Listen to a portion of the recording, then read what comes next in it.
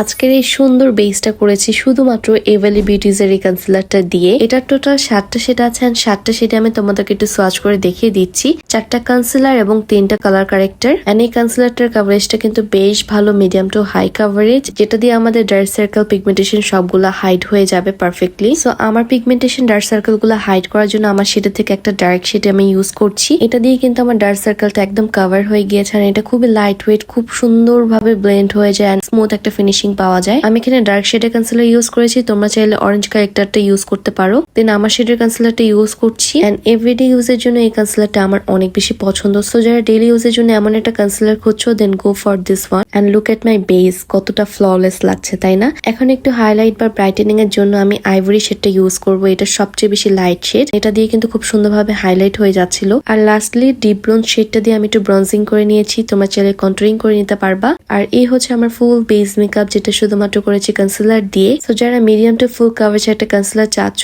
তাদেরকে এটা আমি হাইলি রিকমেন্ড করবো। সো এটার অথেন্টিকটা পেয়ে যাবা এভালি বিউটিজ এর অফিসিয়াল পেজে, অথবা যেখান থেকে কিনো না কেন অবশ্যই সিকিউরিটি কোড চেক করে নিবা।